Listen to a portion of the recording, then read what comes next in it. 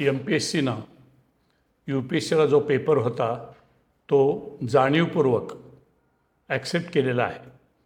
म्हणजेच थोडक्यात MPSC appear होणाऱ्या विद्यार्थ्यांना हा जो इथिक्स, इंटिग्रिटी अँड ॲप्टिट्यूड हा पेपर बंधनकारक केलेला आहे आणि अत्यंत चांगली गोष्ट केली आहे.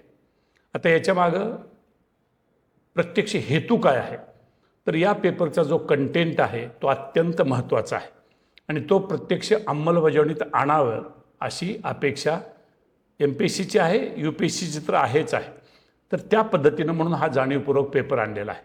मित्रहो, याच्यामध्ये इथिक्स, इंटिग्रिटी आणि ॲप्टिट्यूड हे 3 शब्द वापरले आहेत. म्हणजेच नीतितत्वे, सचोटी आणि स्वाभाविक कल. तर मी सुरुवातीला जे बोलणार आहे ते स्वाभाविक कलावर. एखादी व्यक्ती आपली समाजातली भूमिका निवडताना, एखादं क्षेत्र निवडताना जाणीवपूर्वक आपला स्वतःची आवड आहे का याच्यावर त्यानं खात्री केली पाहिजे. ॲप्टिट्यूड म्हणजे स्वाभाविक कल आणि म्हणून जनरली ॲप्टिट्यूड टेस्ट असं म्हणतात. म्हणजे काय नेमकं aptitude test? What is difference between aptitude and ability? एखाद्याकडं जर ती क्षमता असेल, एखादी गोष्ट करण्याची क्षमता असेल, एखादी भूमिका निवडण्याची क्षमता असेल तर त्याला आपण ॲबिलिटी असं म्हणतो. He is able, he or she is a able person. पण ॲप्टिट्यूड हा टेस्ट करावा लागतो. म्हणजे काय? ती भूमिका त्या व्यक्तीकडं देण्याच्या अगोदर त्याचा खरोखर स्वाभाविक कल तिथं आहे का, आणि म्हणून त्याला त्या स्वाभाविक कल असूनच फक्त चालत नाही. स्वाभाविक कल जरी असला तरी तो पुन्हा विकसित करण्याची क्षमता त्याच्यात आहे का, हे सगळं टेस्ट केलं जातं. ते ॲप्टिट्यूड टेस्टमध्ये टेस्ट केलं जातं. आणि म्हणून UPSC आणि MPSCच्या बाबतीमध्ये, विशेषतः MPSCच्या बाबतीमध्ये हे ॲप्टिट्यूड टेस्ट कधी 2-3 ठिकाणी, एक तर रिटन एक्झाममध्ये टेस्ट, अप्रत्यक्ष टेस्ट केला जातो, परंतु मुलाखतीमध्ये, ज्याला आपण इंटरव्ह्यूमध्ये, त्याच्यामध्ये या कॅन्डिडेटची त्या दिशेनं ॲप्टिट्यूड, ज्या प्रसंगासाठी, ज्या पदासाठी, ज्या भूमिकेसाठी निवड होणार आहे त्याची खरोखर त्याला आंतरिक आवड आहे का, त्याचा स्वाभाविक कल आहे का. स्वाभाविक कल असला तरी त्याला काही असे उलटे प्रश्न विचारून तो कॅन्डिडेट, तो विद्यार्थी, तो खरोखर त्याच्यात डेव्हलप होऊ शकेल का, ती त्याची क्षमता आहे का, हे जाणीवपूर्वक पाहिलं जातं. त्याला ॲप्टिट्यूड टेस्ट असं म्हणतात. आता इथिक्स आणि इंटिग्रिटी हे 2 शब्द जे आहेत, इथिक्स आणि इंटिग्रिटी हे जर 2 शब्द समजावून घ्यायचे असतील तर सगळ्यात सुरुवातीला समाज नावाची संकल्पना समजायला पाहिजे. आपण प्रत्येक वेळेला पाहतो की प्राण्यांचे कळप असतात, पक्ष्यांचे थवे असतात, पण मनुष्यांचा मात्र समाज आहे. समाजाच्या मागचं एक पार्श्वभूमी आहे.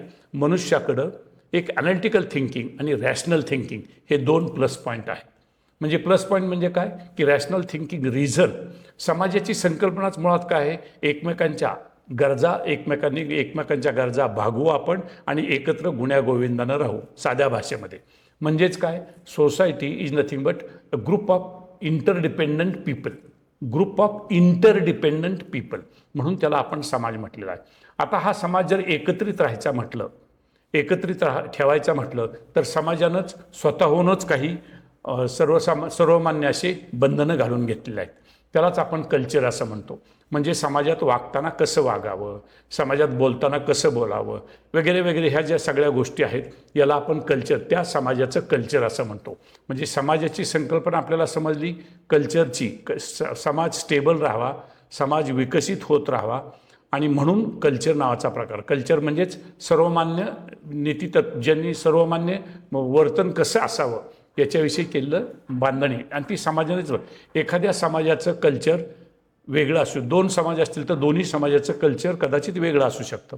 आणि म्हणूनच समाज प्लस कल्चर म्हणजेच संस्कृती. जेव्हा आपण संस्कृती शब्द वापरतो त्याच्यामध्ये अभिप्रेत समाज हा शब्द तर आहेच आहे, पण त्याच्यामध्ये कल्चर म्हणजे मी आत्ता सांगितलेलं सर्वमान्याची आचारसंहिता, समाज आचारसंहिता आपल्याला अर्थ माहिती आहे की कसं वागलं पाहिजे. या दोन्हीची बेरीज म्हणजे संस्कृती असं म्हणतो. आता ही संस्कृती जी आहे, ही कोणत्याही संस्कृती, आपण ग्रीक संस्कृती म्हणताना आपण म्हणतो ही संस्कृती, ती संस्कृती, पृथ्वीच्या पाठीवर अनेक प्रकारच्या वेगवेगळ्या ठिकाणी संस्कृती आहेत. आता या संस्कृतीमध्ये एक समाज म्हटलं तर तिथलं सोशल स्ट्रक्चर, नंतर मेंटल स्ट्रक्चर म्हणजेच कल्चर, आणि ही संस्कृती तयार होते. आता ही संस्कृती, कोणतीही संस्कृती ही मुख्यतः 9 आधारस्तंभावर आधारस्तंभावर आधारलेली असते. आणि हे आधारस्तंभ म्हणजे एक तर कुटुंब, कोणत्याही संस्कृतीमध्ये कुटुंब नावाचा प्रकार आहेच. 2 धर्मकारण.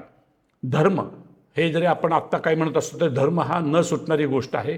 धर्मकारण, त्यानंतर अर्थकारण, त्यानंतर राजकारण, त्यानंतर न्यायव्यवस्था, न्यायव्यवस्थेनंतर माध्यम, त्या समाजाचं माध्यम, माध्यमानंतर गव्हर्नन्स म्हणजे शासन आणि प्रशासन, आणि सगळ्यात शेवटी 9वं म्हणजे शिक्षण.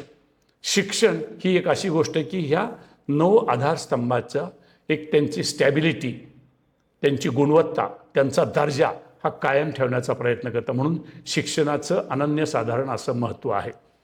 या सगळ्या गोष्टीमध्ये कुटुंबापासून ते आपण शासन प्रशासनामध्ये, आता MPSC आणि UPSC हे जेव्हा विद्यार्थी करतात याचाच वेगळा अर्थ काय, त्यांनी त्यांची भूमिका, त्यांचं क्षेत्र निवडलेलं आहे. आणि कोणतं क्षेत्र आहे ते म्हणजे प्रशासन. प्रशासन म्हणजे ॲडमिनिस्ट्रेशन. आता ह्या ॲडमिनिस्ट्रेशनचा पूर्णपणे अर्थ आपल्याला समजला पाहिजे. Administration, what is difference between administration and management, याच्यातला क्लिअर कट. आणि ज्याला कोणाला अभ्यास करायचा आहे, ज्याला आतूनच अभ्यास करायचा आहे, आतली आवड आहे, मी ज्याला म्हटलो की ॲप्टिट्यूड, आतला कलच तिकडं आहे, तर प्रशासक तो झाकत नाही.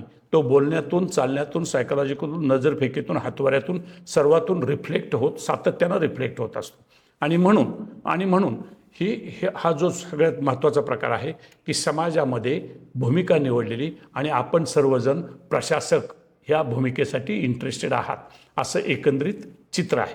आता प्रशासक म्हणल्यानंतर त्याच्यामध्ये मग हे 2 पेपर आणण्याचं कारण काय, नीतितत्वे. नीतितत्वे म्हणजे काय, नीतितत्वे म्हणजे वेगळी काहीही गोष्ट नसून नीतितत्वे हे तत्त्वज्ञानाची एक ब्रांच आहे.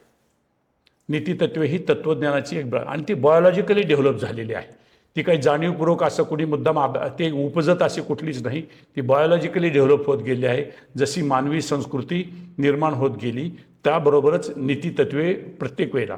आता नीतितत्वे ही वेगवेगळ्या ठिकाणी स्थलकालाचं फंक्शन आहे, पण जनरली नीतितत्वे हे प्रिन्सिपल्स आहेत. तत्व म्हणजे प्रिन्सिपल्स की जनरली ती सहजासहजी चेंज होत नाहीत. कुणाबरोबर कसं वागावं किंवा इतर गोष्टींच्या बाबतीमध्ये काय केलं पाहिजे त्याला आपण नीतितत्व असं म्हणतो. नीतितत्वे ही आतूनच येतात. समाजानं ती घालून दिलेली जरी बंधनं असलं, समाजानं गाईडलाईन्स दिले असतात, समाजात कसं वागावं ही नीतितत्वाचा भाग आहे. नीतित्व बऱ्याच वेळेला असं विचारलं जातं की what is difference between ethics and morality. Ethics are related with social bindings, morality comes from within.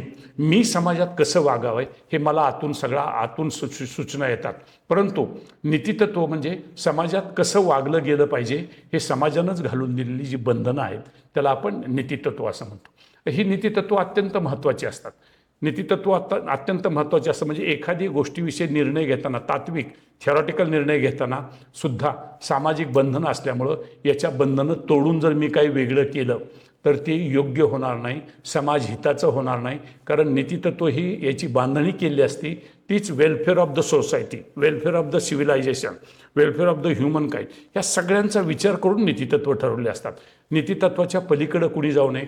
आणि म्हणून उद्देश, प्रशासक जरी आपण झालात, आवडीनं प्रशासक झालात, तुमचा ॲप्टिट्यूड आहे, तुम्ही आवडीनं प्रशासक झालात, तरी तुम्हाला नैतिक बंधनं, ज्याला आपण म्हणतो नीतितत्व, सामाजिक बंधनं ही पाळावीच लागतात. पायरी जावीत अशी अपेक्षा असते. आणि समाजाचं जरी समाज बोलत नसेल तरीसुद्धा समाजाचं त्या पदाकडं, त्या भूमिकेकडं अप्रत्यक्ष लक्ष असतं. आणि जेव्हा काही वेगळं होतं तेव्हा मग मात्र समाज त्याच्यावर प्रतिक्रिया द्यायला सुरुवात करतो. आपण कितीही गोष्ट, नीतितत्व ही काय अशी नीतिमत्ता ही अशी झाकून ठेवणारी गोष्ट नाही की मी केलं परंतु मी दाखवताना मात्र फार नीतिमान आहे असं दाखवतो, नीतितत्वांचं पालन करतो असं, तर तो आपला भ्रम असतो मित्र हो. म्हणून जाणीवपूर्वक हा पेपर ठेवलेला आहे. त्यानंतर दुसरा जो भाग आहे तो म्हणजे सचोटी. सचोटी म्हणजे नेमकं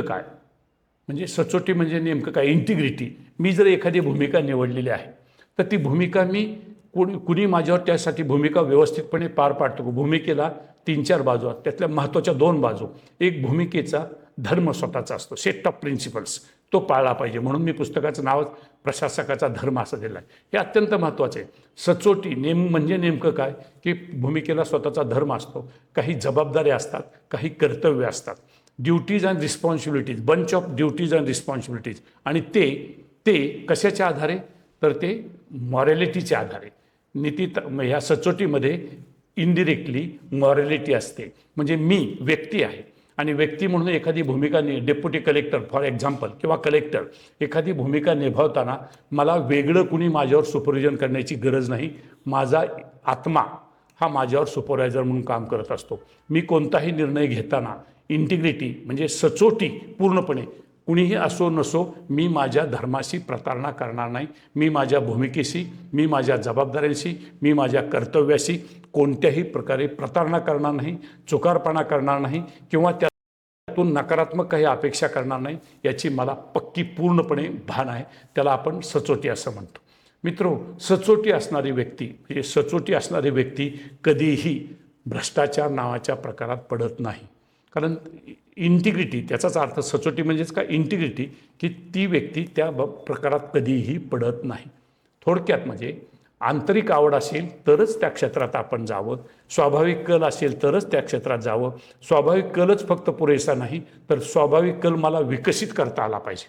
मला असं वाटलं की मी शिक्षण क्षेत्रात जावं, माझी आवड शिक्षकाची आहे तर मी शिक्षक होईल, प्रशासकाची असेल तर प्रशासक होईल, कारण ती माझी आतली आवड आहे. आणि आतली आवड म्हणजे प्रशासकाच्या बाकी ड्युटीज अँड रिस्पॉन्सिबिलिटी काळाच्या ओघात बदलत जातात. जशी टेक्नॉलॉजी बदलते, समाजामध्ये प्रत्येक गोष्ट बदलत राहते आणि त्यामुळं प्रशासकानं त्याचं भान ठेवलं पाहिजे की आपल्याला आपल्या स्वाभाविक कल किंवा त्याच्याशी चिटकून न राहता थोडंसं आपल्याला बाजूला गेलं पाहिजे, नवीन तंत्रज्ञान आत्मसात केलं पाहिजे. आणि समाजाला शेवटी हे तिन्ही शब्द जे वापरलेत हे एकाच कारणासाठी वापरलेत, म्हणजे समाजाचं हित, welfare of the society, well being of the society. म्हणून हा प्रपंच जो केलेला आहे प्रशासकाचा धर्म, हे जे पुस्तक जाणीवपूर्वक मी असलेले धर्म म्हणजे काय, हे तिन्ही गुण ज्याच्याकडे इंटिग्रिटी आहे, ज्याच्याकडं आंतरिक आतली आवड आहे किंवा स्वाभाविक कल आहे आणि ज्याच्याकडे इथिक्स प्रिन्सिपल्स आहेत, नीतितत्व आहेत की त्याच्यावर कोणीही कंट्रोल करण्याची गरज नाही. मी सांगितलं की मॉरॅलिटी ही व्यक्तिसापेक्ष असते, व्यक्तीची असते. नीतितत्व ही समाजानं लादलेली काही गायडन्स असतात, मुद्दाम जाणीवपूर्वक केलेली गायडन्स असतात. आणि सगळ्यात शेवटी म्हणजे आपली आवड असणं हे अत्यंत गरजेचं असतं.